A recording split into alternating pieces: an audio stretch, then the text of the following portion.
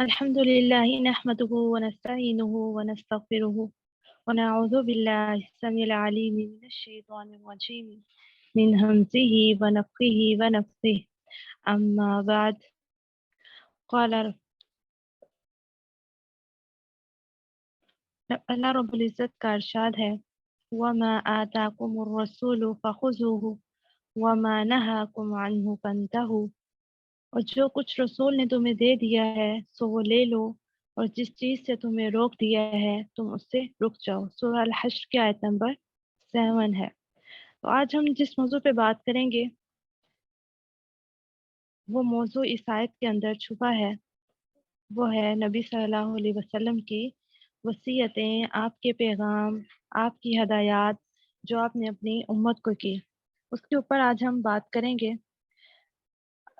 نبی صلی اللہ علیہ وسلم نے انسانیت کو دنیا و آخرت کی کامیابی کے لیے ہدایات کی ہیں، اور وہ ہدایات جو انہوں نے اللہ رب العزت سے حاصل کی، آپ صلی اللہ علیہ وسلم کی تعلیمات نے ابتدائی طور پر عرب کے انسانوں کا ذہنی سانچہ بدل ڈالا۔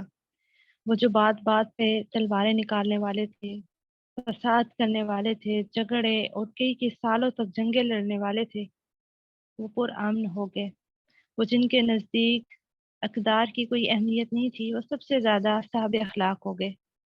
ان کے اندر ایسی اچھی اچھی عادات پیدا ہوئیں کہ انسانیت نے ان کی زندگی کو اپنے لیے مشعل راہ بنایا۔ تو یہ جو زمین کا نقشہ بدلا تھا، یہ نبی صلی اللہ علیہ وسلم کی تعلیمات تھیں، جن جو آپ نے لوگوں کو پہنچائیں اور ان پر عمل کر کے دکھایا۔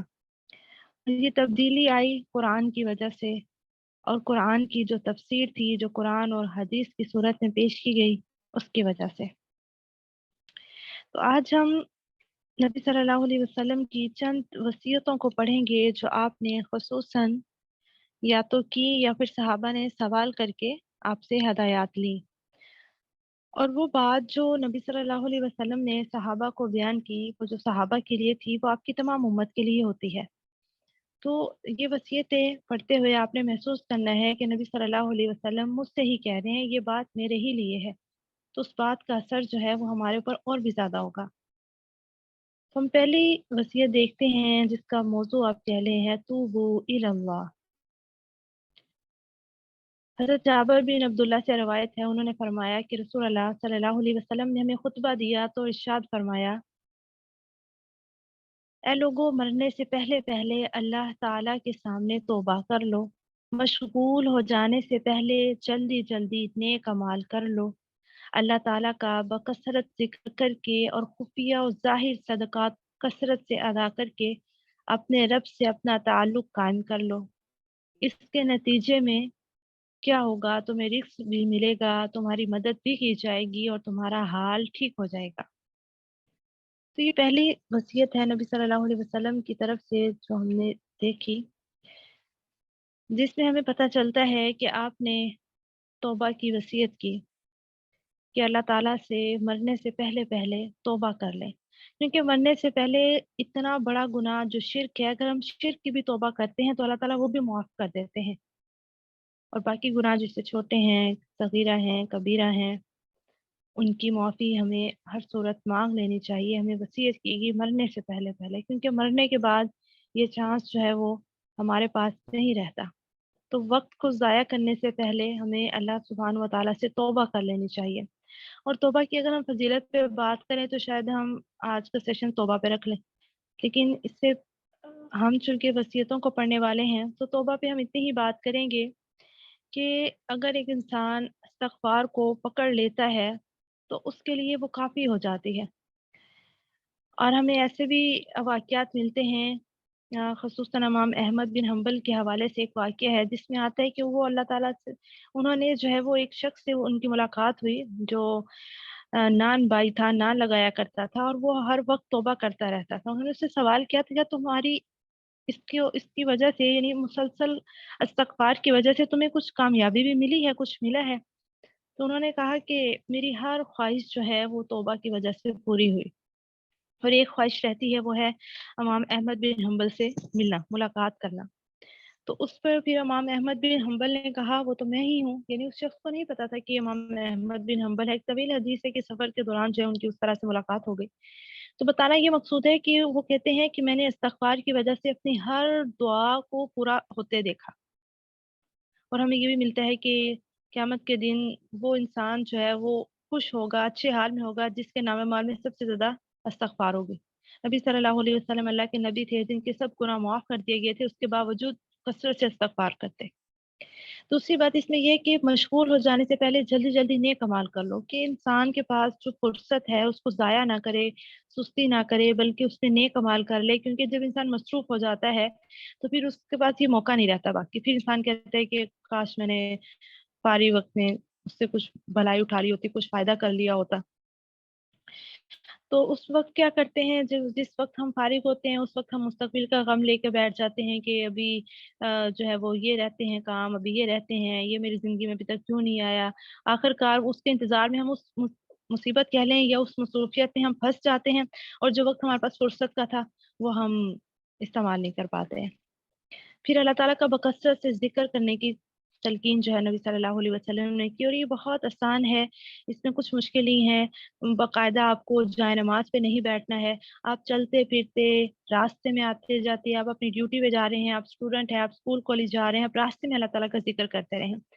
آپ کو کا پیریڈ آف ہے، آپ فری ہیں، آپ اللہ کا ذکر کریں۔ مطلب ذکر کرنا اتنا آسان عبادت ہے کہ آپ جہاں پہ بھی موجود ہیں آپ اللہ تعالیٰ کا ذکر کر سکتے ہیں، اللہ تعالیٰ کو یاد کر سکتے ہیں، دعائیں کر سکتے ہیں، استغفار کر سکتے ہیں، اور آپ کا وہ وقت جو ہے وہ ضائع نہیں ہوگا۔ اور پھر خفیہ اور ظاہر صدقات کی بات کی، اور خفیہ اور ظاہر دو چیزیں یہاں پہ واضح کی کہ خفیہ کرنے سے جو ہے بہت زیادہ اجر ہے، اللہ تعالیٰ کے غضب کو خفیہ صدقہ جو ہے وہ مٹا دیتا ہے۔ اور ظاہر سے مراد یہ ہے زکوٰۃ وغیرہ جو فرضی صدقات ہیں وہ دینے چاہیے، تاکہ دوسروں کو بھی جو ہے وہ اس سے فائدہ ہو۔ اگر کوئی نہیں دیتا، کہیں آپ کو لگتا ہے کہ میں اس کے سامنے زکوٰۃ ادا کروں گا تو شاید اس کو موٹیویشن مل جائے گی، اس کو ترغیب مل جائے گی، تو پھر ہم ظاہر کر کے بھی صدقات دے سکتے ہیں۔ لیکن یہ نہ ہو کہ ہم ریاکاری کرنے لگ جائیں اور اپنے آپ کو جو ہے وہ ہمارا یہ مقصد ہو کہ لوگ ہمیں سخی کہنے لگ جائیں، تو پھر اس طرح سے لوگ ہی صرف سخی کہیں گے، اللہ تعالیٰ کے یہاں پھر اس کا کوئی اجر نہیں ہوگا۔ اور پھر ہمیں بتایا گیا کہ اس کے نتیجے میں تجھے رزق بھی ملے گا۔ رزق جو ہے، رزق کے اندر جو ہے نا بہت وسعت ہے۔ رزق سے مراد جو کھانے پینے کی اشیاء نہیں ہوتی، رزق سے مراد دنیا میں اگر دیکھا جائے تو نیک اعمال کی توفیق کا مل جانا، برے اعمال سے بچنے کی توفیق کا مل جانا، اور اس سے مراد جو ہے ایک نیک سوچ بھی ہے۔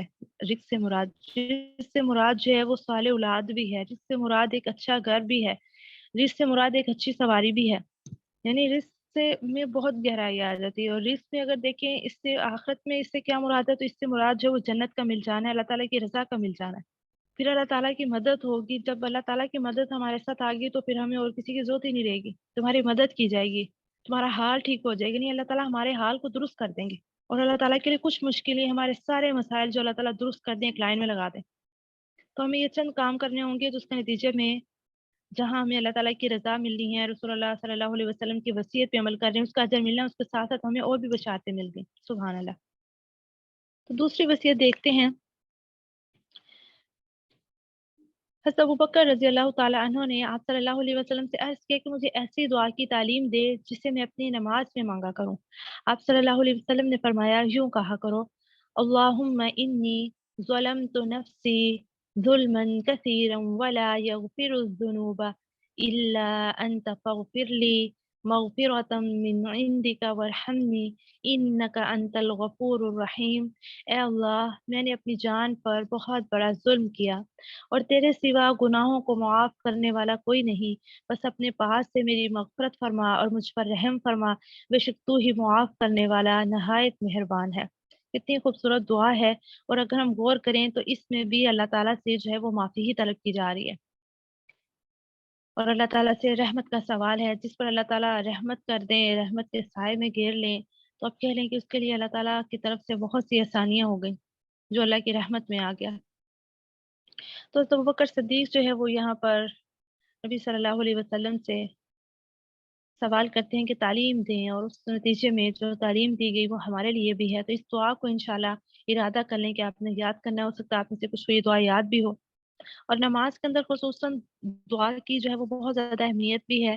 جیسے ہم تشہد میں جب بیٹھتے ہیں تو ہم دعا پڑھتے ہیں، تشہد درود شریف کے بعد ہم دعا پڑھتے ہیں، تو اس جگہ پہ ہم اس دعا کو بھی شامل کر سکتے ہیں، اور ضروری نہیں وہاں پر ہم ایک ہی دعا پڑھیں، جیسے ہمارے یہاں موسٹلی ربنا آتنا فی الدنیا والی دعا پڑھی جاتی ہے، کیونکہ بچپن سے وہ یاد کروائی جاتی ہے، تو وہی ہم پڑھتے رہتے ہیں اور اس میں مزید اضافہ نہیں کرتے، تو اس جگہ پر ہم کئی دعائیں پڑھ سکتے ہیں۔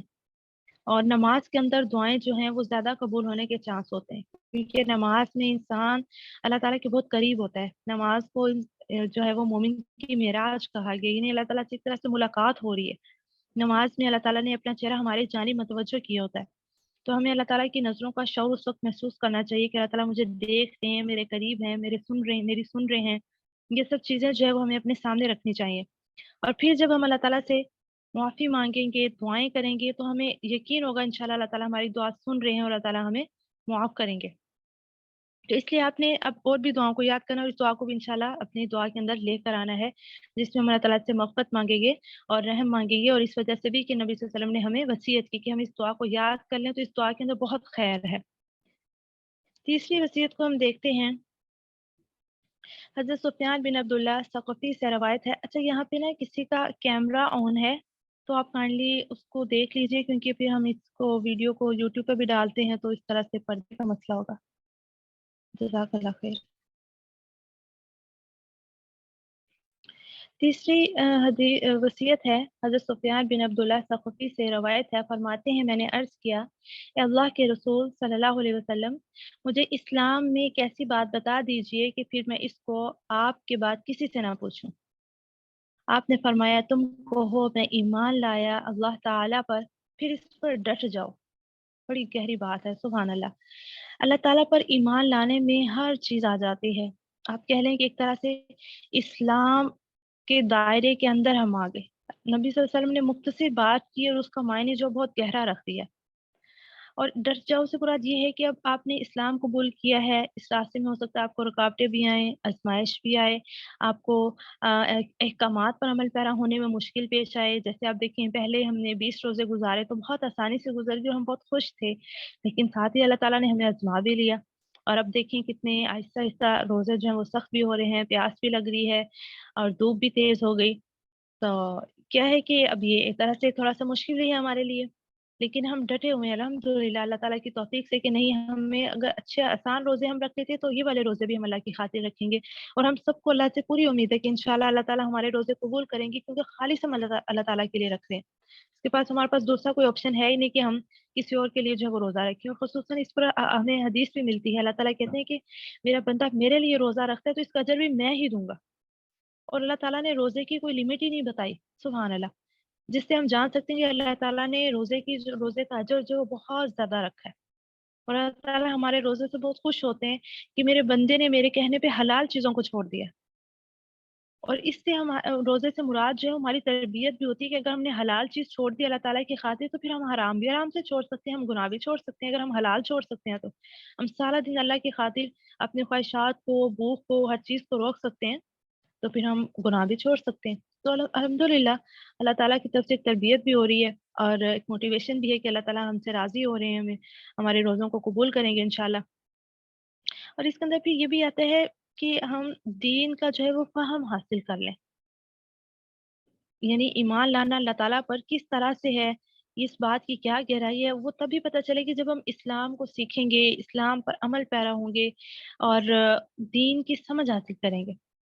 جب کسی کو دین کی سمجھ آ جاتی ہے تو پھر اس کے بارے میں کہا جاتا ہے، بڑی پیاری بات، کہ زبان سے پھر جو ہے وہ دین کے چشمے پھوٹنے لگتے ہیں، یعنی خیر کی بات ہی وہ لوگوں کو پھر بتاتا ہے، جب دین اس کے اندر اتر جاتا ہے، پھر اس کا عمل، اس کی زبان، ہر چیز جو ہے وہ خیر دوسروں کو تک پہنچاتی ہے۔ اور پھر ہمیں حدیث میں آتا ہے کہ جس کے اللہ تعالیٰ بھلائی کا ارادہ کرتے ہیں اسے دین کی سمجھ دیتے ہیں، اور ایسی ایک اور حدیث ہے، جس کو حکمت عطا گئی اس کو خیر کثیر عطا کیا گیا۔ حکمت جو ہے یہ بہت خاص چیز ہے، اور یہ دین سیکھنے سے آتی ہے۔ تو یہ نبی صلی اللہ علیہ وسلم کی جو وصیت ہے، الفاظ تو کم ہیں لیکن اس میں گہرائی بہت زیادہ ہے۔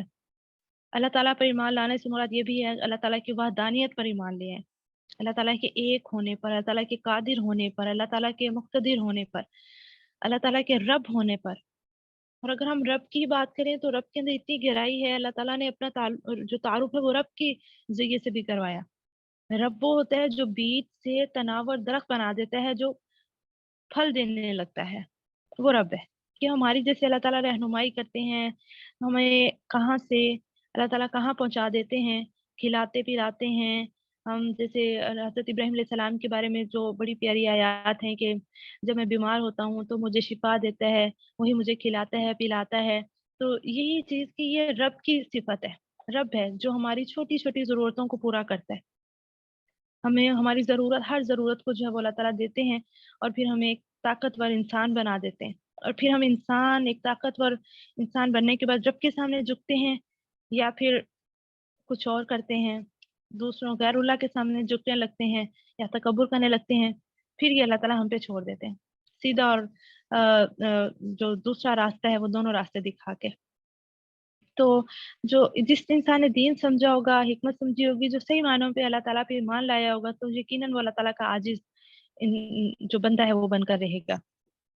تو اس وصیت سے ہمیں یہی پتہ چلا کہ انشاءاللہ اللہ تعالیٰ پر ایمان جو لانا ہے، اس کی اندر کی جو گہرائی ہے اس کو سمجھنا ہے۔ جیسے ہم نے ایک سیشن میں لا الہ الا اللہ کی شرائط پڑھی تھی، تو وہ شرائط بھی اس کے اندر آتی ہیں۔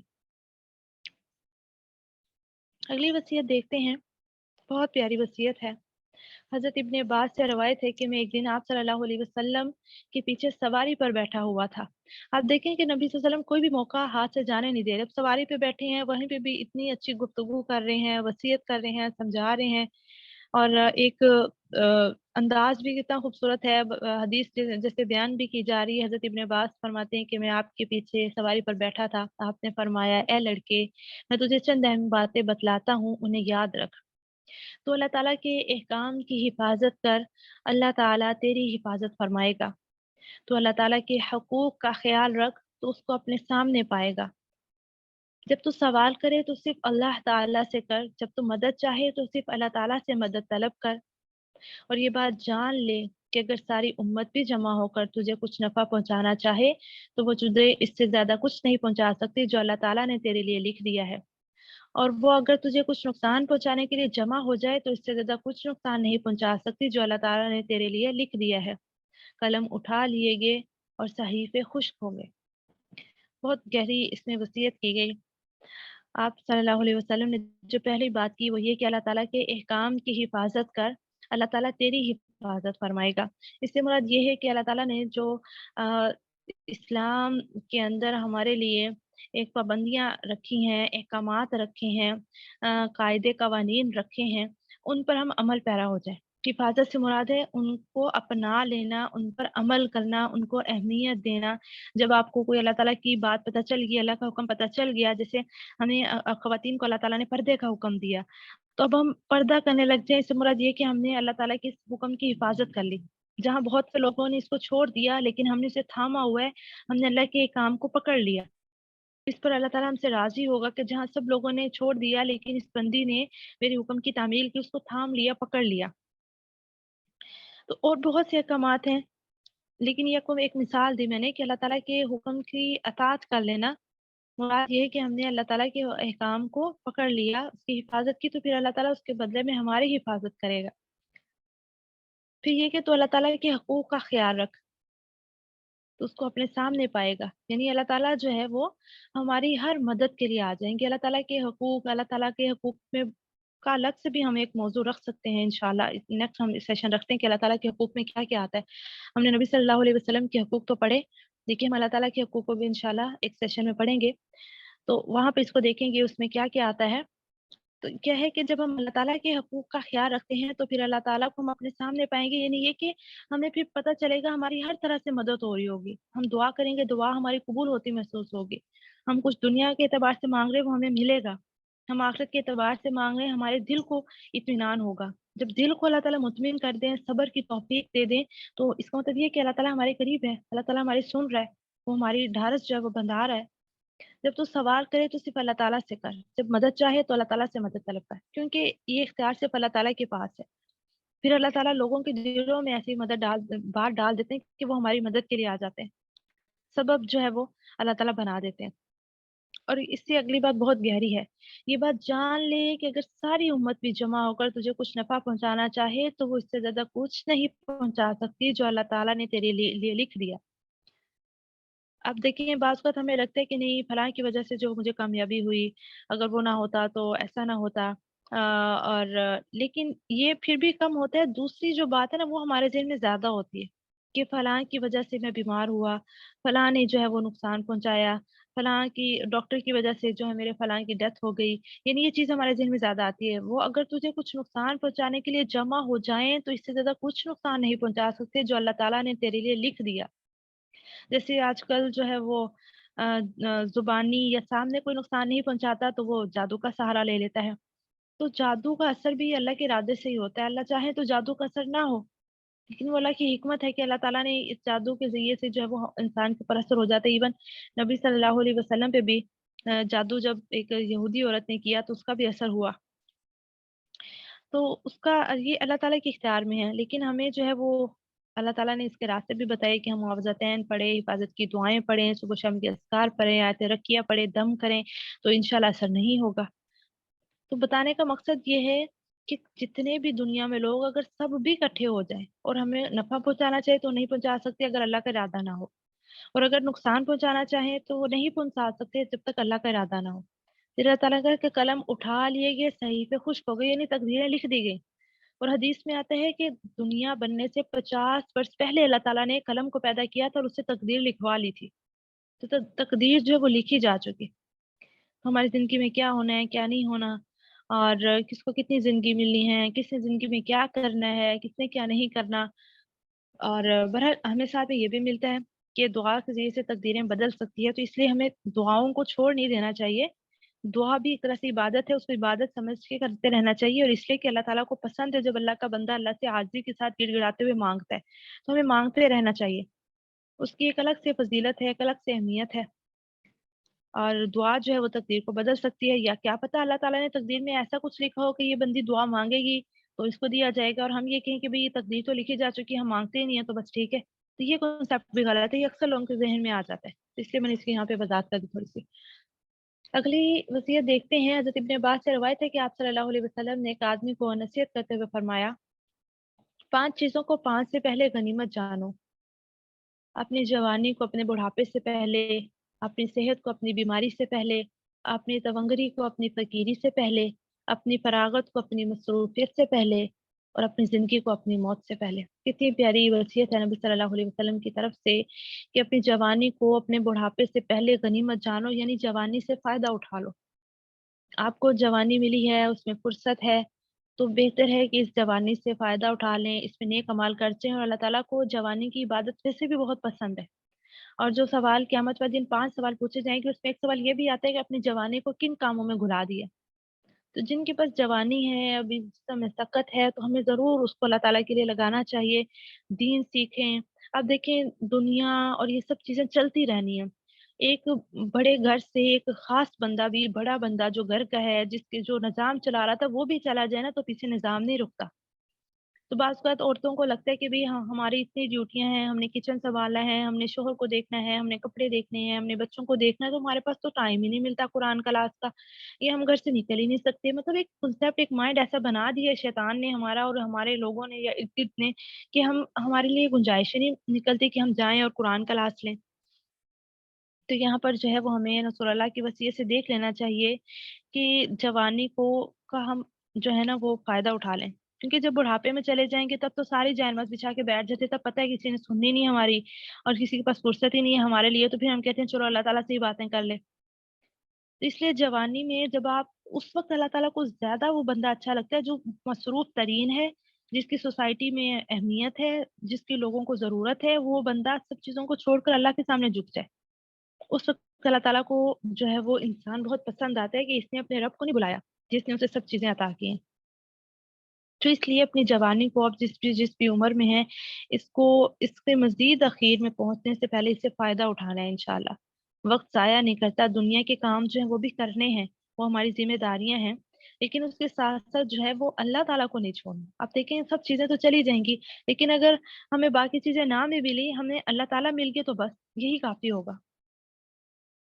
फिर दूसरी चीज़ क्या है कि अपनी सेहत को अपनी बीमारी से पहले अब देखें कि हम आजकल तो वैसे ही हर इंसान को ही कोई ना कोई मसला लाका है, कोई कैसे कमज़ोर है, कोई किसी को क्या बीमारी है, किसी को क्या है। तो हमारे पास जो सेहत है, अभी जो काम हम कर सकते हैं, उससे हमें ज़रूर फ़ायदा उठा लेना चाहिए और अल्लाह ताला से पनाह भी माँगते रहना चाहिए कि हम अल्लाह ताला हमें किसी ऐसी बीमारी में मुब्तला ना करें कि जिसकी वज़ह से हम कुछ करने के काबिल ना रहें। फिर अपनी तवंगरी को अपनी फ़कीरी से पहले तवंगरी मतलब मालदारी। जब आपके पास माल है तो अल्लाह के रास्ते में ज़रूर खर्च करते रहें। हदीस में आता है कि अल्लाह के रास्ते में जो है वो खजूर का टुकड़ा देकर ही आग से बच जाओ। तो खजूर का टुकड़ा देखिए आपके कितना मामूली है, उसका आप अंदाज़ा लगाएँ कि वो कितने पैसों का एक टुकड़ा आता है, ये खजूर कितने पैसों की आती है। अगर हम इतना भी सदका करें तो अल्लाह ताला को वो भी मंज़ूर है, वो भी कबूल है। सिर्फ़ अल्लाह ताला इख़लास देखते हैं। तो हमें ये नहीं सोचना चाहिए कि भई मैं बहुत मालदार हो जाऊँगी, तो फिर मैं बहुत बड़ा जो है वो बिज़नेस करूँगी, फिर मैं बहुत बड़ा जो है वो अल्लाह के लिए माल जो है वो रास्ते में दूँगी। यानी बड़े ख्वाब देखने चाहिए, लेकिन अभी हमारे पास जितना है हम उसमें से ज़रूर अल्लाह ताला के लिए निकालते रहें, बेशक थोड़ा निकालें। खामोशी से किसी को दे दें, किसी की मदद कर दें और देने वाले को भी ना पता चले, लेने वाले को भी ना पता चले, इतनी खामोशी से उसको पकड़ा दिया जाए। कुछ औरतें बहुत ज़्यादा देने के बाद वावेला करती रहती हैं, हाँ, वो फलानी आई थी, बेचारी माँग रही थी, यानी उसको बेचारी, बेचारी कह-कह के उसका वैसे ही सत्यानाश मार देना। तो जिसको दे रहे हैं खामोशी से दे दें, उसकी इज़्ज़त नफ्स का भी ख़्याल रखें, कोई किस मजबूरी से जो है वो यहाँ तक पहुँचा, अल्लाह ताला हमें वहाँ तक ना लेकर जाएँ, अल्लाह ताला हमें देने वाले हाथ ही अता करें, लेने वालों में ना शामिल करें। लेकिन बहुत खामोशी के साथ अगले को पता भी ना चले, ऐसा सदका अल्लाह ताला कबूल करते हैं। और फिर ये कि अपनी फ़राग़त को अपनी मसरूफ़ियत से पहले जब आप फ़ारिग हैं, आपको थोड़ा-सा फ़ुर्सत मिली है, उसमें कुछ अच्छा काम कर लें, इससे पहले कि आप मसरूफ़ हो जाएँ। ज़ाहिर बात है जब इंसान फिर मसरूफ़ हो जाता है, फिर उसके लिए निकलना मुश्किल हो जाता है। और अपनी ज़िंदगी को अपनी मौत से पहले, कि जब तक ज़िंदगी है, तब तक तो हम कुछ कर सकते हैं, लेकिन जब मौत आ जाए, तो फिर हमारे पास कोई ऑप्शन बाकी नहीं रहेगा। फिर वही नेकियाँ होंगी, जो चंद नेकियाँ हमारे पास होंगी, जो हम अपने साथ लेकर जाएँगे। दुनिया की मोहब्बतें, रिश्ते, माल, सब दुनिया में रह जाएगा। और हमारे जाने के आप देखें कि चंद दिन बाद ही हमारी अलमारियाँ भी खाली हो जाएँगी, हमारे बिस्तर भी बदल जाएँगे, वहाँ कोई और आ जाएगा, हमारे रूम्स की सेटिंग बदल जाएगी और चंद माह के बाद महसूस भी नहीं होगा हमारा यहाँ कोई नामो-निशान था। हाँ, दिलों में हो सकता है कि याद रहे, कुछ मोहब्बत करने वाले याद रखते हैं, दुआएँ भी करते हैं, लेकिन कुछ तो ऐसे होते हैं कि वो बिल्कुल भुला देते हैं जाने वाले को। तो हमें अपनी फ़िक्र खुद करनी चाहिए, अपनी ज़िंदगी के लिए खुद कुछ कर जाना चाहिए। और जो हम दूसरों को खैर पहुँचा जाएँगे, तो वो हमारे लिए सदका जारिया होगा। हमारे कहने पर कोई अगर अच्छा अमल करता है, वो जब तक अमल करता रहेगा, हमारे लिए भी अजर है। और जो इल्म के रास्ते पर जिसकी मौत आती है वो शहीद है, उसके बारे में आता है वो शहीद है। अभी कल मुझे एक बंदी का मैसेज आया, उनकी नानों की वो बात बता रही थी कि वो काफ़ी उम्र में पहुँच गईं और बहुत ज़्यादा इल्म से लगाव रखने वाली थीं और अभी भी वो उनको मैं कुरान की के लेक्चर्स वग़ैरह सुनाती तो वो बहुत शौक़ से सुनती और समझती। और लेक्चर जैसे हम यहाँ पे कुछ सेशन लेते हैं तो इस हवाले पे कह रही थी शायद कि वो उनको सुनाती और दुआ के लिए उन्होंने पैगाम भेजा है कि आप ये आयशा से कहें कि वो हम दुआ करें। कुछ बीमार हो गई थी आखिरी दिनों में, अब अल्लाह को प्यारी हो गई वो 1-2 दिन हुआ। अल्लाह ताला उनकी बख्शिश फरमाए, उनके दराजात बुलंद करें, उनकी बेहतरीन मेहमान नवाज़ी फरमाएँ। तो उनकी इस बात के बाद मुझे मेरे दिल में फ़ौरन यही आया कि देखिए वो इल्म के रास्ते पे चली गई, अभी भी वो इल्म सीख रही थी और इल्म से लगाव था, उन्हें मोहब्बत थी। तो जो इल्म के साथ जुड़ जाता है ना, अल्लाह ताला उसके लिए बहुत से अल्लाह ताला ने अजर रखे हैं। बहुत सी अहादीसें हमें मिलती हैं कि जो इल्म के रास्ते पर है, इल्म से मोहब्बत रखता है, इल्म को सीखता है। अच्छा जो फिर सीख रहा होता है ना, वो ज़रूर सिखाता भी है। वो जहाँ भी बैठता है ना, उसके ज़हन से, उसकी ज़ुबान से ज़रूर अच्छी बात निकलती है, क्योंकि वो सुन ही वो रहा होता है। तो जब उसने बात करनी है तो उसके ज़हन से भी वही बातें चल रही होती है। वो चाह रहा होता है कि अच्छा मैं अगले को भी खैर की बात बता दूँ और बता देता है। तो इस तरह से जो है वो सिखा भी रहा होता है, सीख भी रहा होता है। तो ऐसी ज़िंदगी कितनी अच्छी है जो सारी ज़िंदगी आप इल्म की बातें करते रहे और सिखाते सिखाते रहे। तो इंशाल्लाह ये उनके लिए सदका जारिया भी होगा। तो उनको आप दुआ में भी याद रखिएगा कि वो इस उम्र में भी अल्लाह के कलाम से, इल्म से मोहब्बत रखने वाली थी और हमें भी उनसे नसीहत हासिल करनी चाहिए कि जो ऐसे लोग होते हैं फिर वो याद रहते हैं, उनके लिए कितने लोग जो हैं वो दुआएँ भी करते हैं। तो अल्लाह ताला जो है उनसे राज़ी हों। ये एक नबी सल्लल्लाहु अलैहि वसल्लम की 5वीं वसीयत थी जो हमने पढ़ी। अब टाइम हमारा कम हो रहा है, हम इंशाल्लाह अगले भी 1-2 सेशन जो है वो वसीयतों पे रखते हैं, ताकि नबी सल्लल्लाहु अलैहि वसल्लम का पैगाम जो है आसान लफ्ज़ों में हम तक पहुँच जाए। और آج جو ہم نے طاق رات گزاری اس کے حوالے سے ہم کچھ بات کر لیتے ہیں کہ ہم نے جو دعائیں کی اور جو محنت کی، راتیں جاگیں، ہم اللہ تعالیٰ کے سے عرض کرتے ہیں، گزارش کرتے ہیں کہ اللہ تعالیٰ ہماری ان عبادات کو قبول فرما لے۔ غلطیاں کوتاہیاں ہوئیں ہم سے، سستی ہو گئی تو اللہ تعالیٰ بس ہم سے معاف فرمائیں، اور جو ہم نے کوشش کی، دعائیں کی، اللہ تعالیٰ ہماری سب دعاؤں کو قبول فرما لیں، اور اللہ تعالیٰ ہم سب کو اپنے دین کے لیے منتخب کر لیں۔ اللہ تعالیٰ ہمیں صحت دیں، عافیت والی زندگی دیں، اور اللہ تعالیٰ ہمیں آسان زندگی دے، کسی آزمائش میں نہ ڈالے، تاکہ ہم اللہ کے دین کی خدمت جو ہے وہ کرتے رہیں، سیکھتے رہیں، اور اللہ تعالیٰ ہم سب سے راضی ہو جائیں۔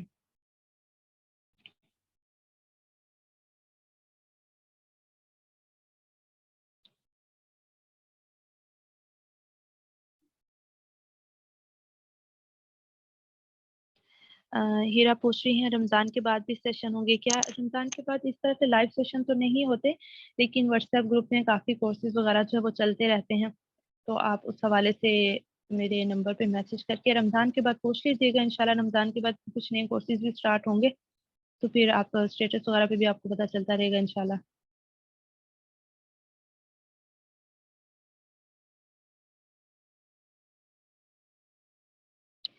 ٹھیک ہے، پھر ہم سیشن اپلینڈ کرتے ہیں آج۔ سبحانک اللہم و بحمدک، نشہد ان لا الہ الا انت، نستغفرک و نتوب الیک۔ السلام علیکم و رحمۃ اللہ وبرکاتہ۔